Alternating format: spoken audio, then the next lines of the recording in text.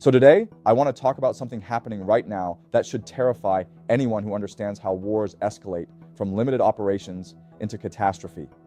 Everyone watches daily strike updates, casualty numbers, diplomatic statements.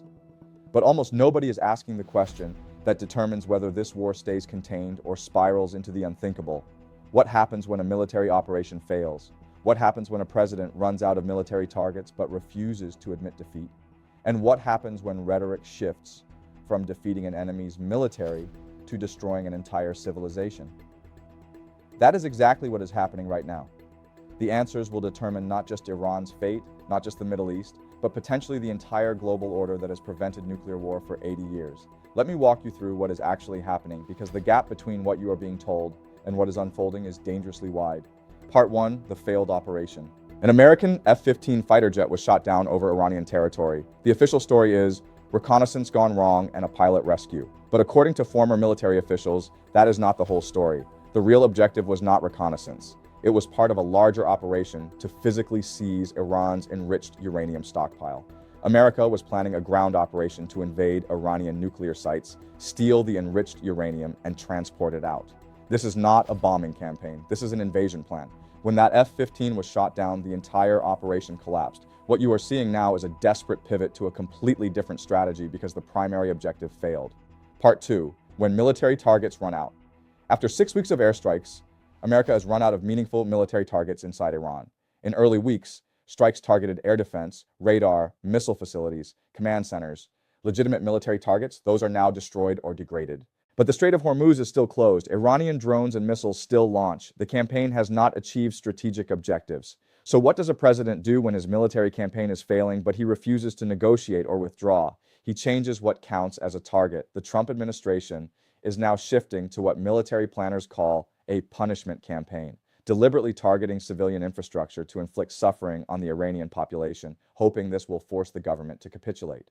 Targets now include bridges, hospitals, universities, power plants, water treatment facilities, transportation networks. These are not military targets. These are systems that allow modern society to function. Deliberately destroying these systems is not military strategy. It is collective punishment. It is a war crime under international law. But international law only matters if someone enforces it. And right now, nobody is willing to enforce it against the United States. Part 3, civilization destruction rhetoric. President Trump posted on Truth Social, quote, "If a deal is not reached tonight, an entire civilization will die and it will never come back again." Let me repeat that. An entire civilization will die and it will never come back again. This is not normal wartime rhetoric about defeating an enemy's military. This is about erasing an entire civilization from history. Anyone who has studied rhetoric before genocide, who has read speeches before mass atrocities, will recognize this language. When you talk about destroying not just a government or military, but an entire civilization, you are talking about something specific, targeting cultural identity, historical legacy, the very existence of a people. This is language Hitler used about Jewish people, language before the Rwandan genocide, language before ethnic cleansing throughout history. When this comes from the president of the most powerful military on earth, it cannot be dismissed as rhetoric. It is a statement of intent. And the fact this has not been condemned by Congress, by American media, has not triggered international outrage tells you how normalized this language has become. Part 4, the nuclear option. And now we need to talk about the most dangerous development of all, nuclear weapons. There is a political commentator in America named Mark Levin who recently made an argument on national television that I need you to understand because it reveals how nuclear use is being normalized in American political discourse. He said, "Look at what happened in Okinawa during World War II. American forces were facing massive casualties in ground combat against Japan. President Truman made the decision to use atomic bombs on Hiroshima and Nagasaki to avoid those casualties." And the implication of his argument is clear. If America faces the prospect of significant casualties in a ground war with Iran, then using nuclear weapons is a justified option to protect American lives. And then Vice President J.D. Vance said in an interview, "We can use every tool in the toolkit, every tool in the toolkit." Think about what that phrase means when you are talking about war with Iran. The toolkit includes conventional weapons, it includes sanctions, it includes cyber warfare, and it includes nuclear weapons. And when the Vice President of the United States says we can use every tool, he is signaling that nuclear use is on the table. This is not speculation. This is explicit messaging. Now, you might say, but they would never actually use nuclear weapons. That would be insane. The global consequences would be catastrophic, and I would agree with you. But here is what history teaches us. Leaders do not announce their red lines clearly and then carefully stay within them. Leaders test boundaries gradually. They normalize language first. They float trial balloons. They gauge public reaction. And then when the moment comes, the unthinkable has already become thinkable because the rhetoric has already prepared people for it. Part 5, the collapse of international law. And this brings me to what I think is the deepest and most consequential aspect of what is happening right now. International law is collapsing in real time. The Geneva Conventions, the laws of war, the protections for civilians, the prohibitions against collective punishment, the rules that were created after World War II specifically to prevent this kind of atrocity, they are all being ignored, and not by a rogue state, by the most powerful nations on earth, the United States and Israel. When Israel bombs hospitals in Gaza and faces no consequences, when America threatens to destroy an entire civilization and faces no consequences, when civilian infrastructure is deliberately targeted and faces no consequences, what message does that send to every other nation on earth? It sends the message that international law does not apply to powerful nations, that the rules only constrain the weak, that might makes right. And once that message is internalized by enough nations, the entire post-World War II international order collapses because that order was built on a very fragile premise, the premise that even powerful nations would constrain themselves, that even winners would follow rules, that there were some lines that even superpowers would not cross. And that premise is being shattered right now. Part 6, the 25th Amendment and the general's dilemma. So now let me address something that many people are asking.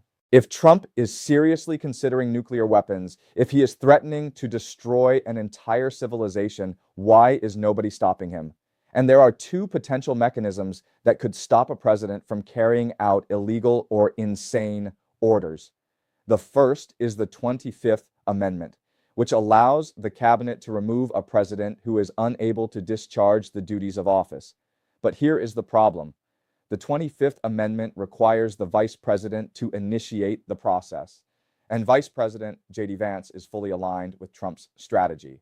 So that option is not realistic. The second mechanism is the military chain of command itself, because under the Uniform Code of Military Justice, soldiers and officers are required to refuse illegal orders.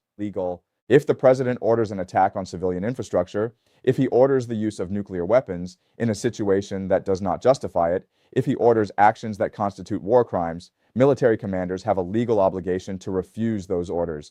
And this is where we are entering genuinely unprecedented territory. Because if Trump gives an order to destroy Iranian cities, to use nuclear weapons, to target civilians deliberately, and American generals refuse to carry out that order, that is effectively a military rebellion. It is a constitutional crisis of the highest order.